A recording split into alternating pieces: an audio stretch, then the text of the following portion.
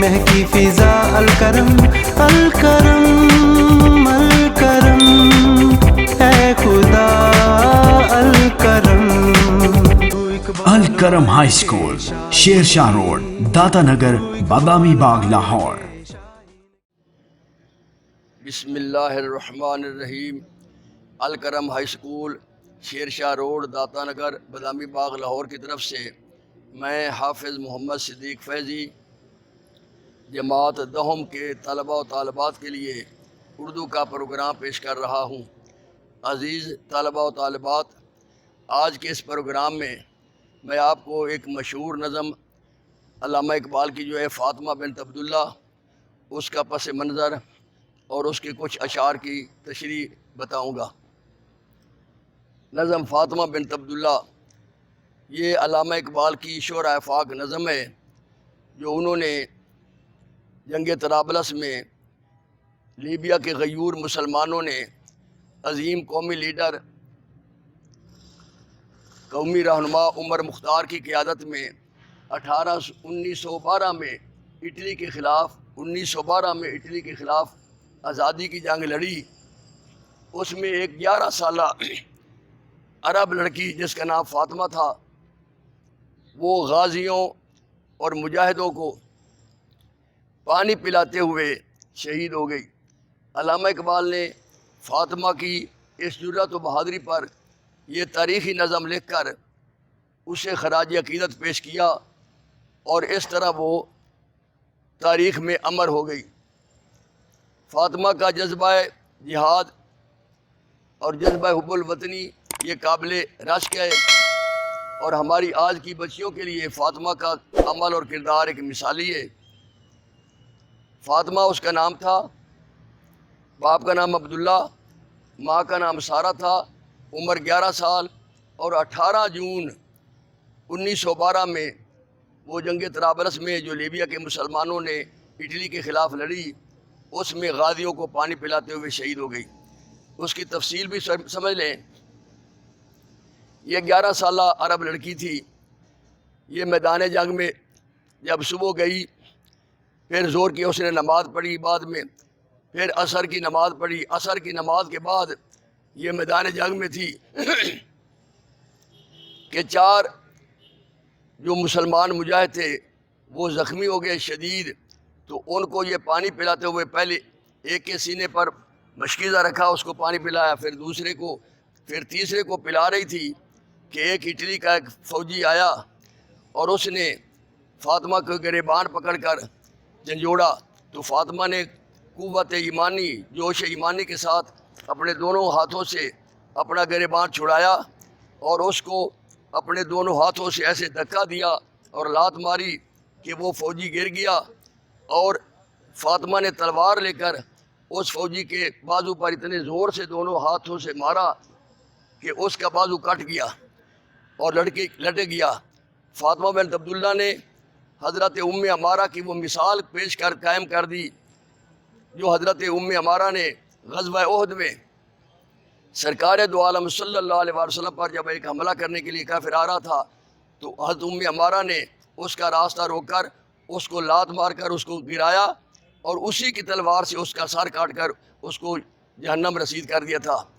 بالکل اسی طرح اس فاطمہ بنت عبداللہ نے اپنی قوت بہادری کے ساتھ جب اس کو گرا کر اس کا بازو کٹ گیا تو وہ چیخا، چلایا، تو اس طرح باقی اٹلی کے فوجی آئے تو انہوں نے 3 گولیاں مار کر اس مجاہدہ کو، اس جرأت و بہادری کے پیکر کو شہید کر دیا۔ علامہ اقبال نے یہ نظم لکھ کر اس کو خراج تحسین پیش کیا ہے۔ علامہ اقبال فرماتے ہیں پہلے شعر میں، فاطمہ تو آبروئے امت مرحوم ہے، ذرہ ذرہ تیری مشت خاک کا معصوم ہے۔ اے فاطمہ، تو اس مسلمان قوم کی جس پر اللہ تعالیٰ کی بڑی برکتیں ہیں اور بڑی رحمتیں ہیں، اس کی تو عزت اور ناموس ہے، تو اس کے لیے فخر کا باعث ہے، اور ذرہ ذرہ تیری مشت خاک کا معصوم ہے۔ جس مٹی سے، جس اس خاک کی سے جو تیرا وجود بنایا گیا، رب کائنات نے تیرا جسم بنایا، وہ تیرا کہ ذرہ ذرہ وہ معصوم ہے، وہ پاک ہے اور پاکیزہ ہے، یعنی تیرا سارا جسم پاکیزہ ہے۔ آگے فرمایا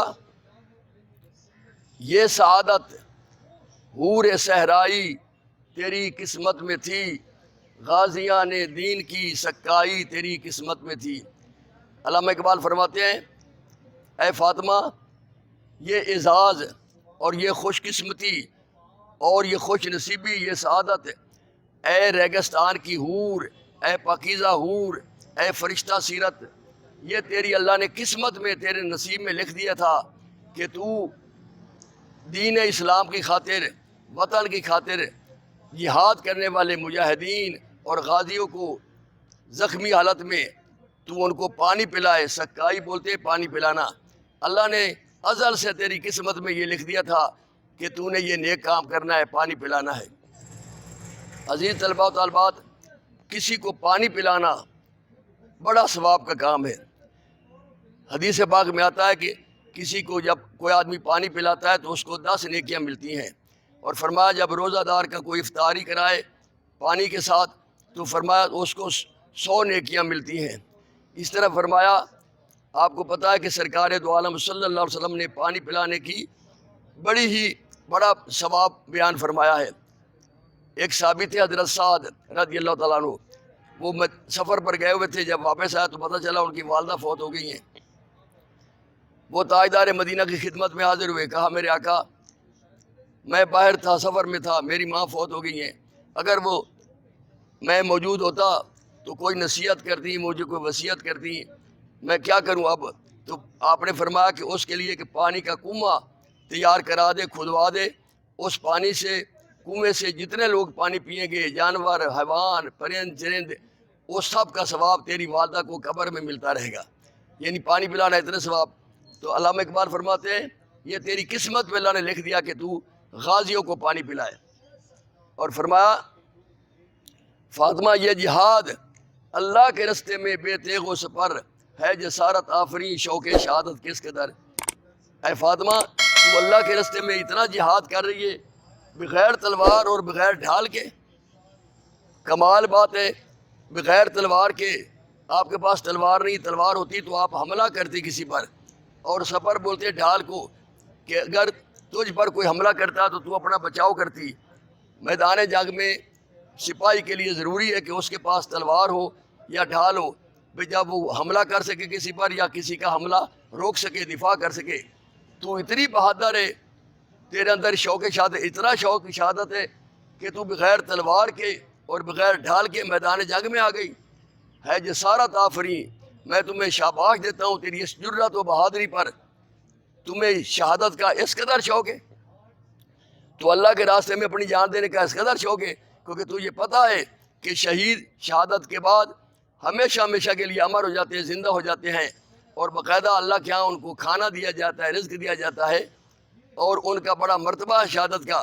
اور تمہیں اتنا بڑا شوق تھا شہادت کا کہ تو بغیر تلوار اور ڈھال کے میدان جنگ میں آ گئی۔ تو یہ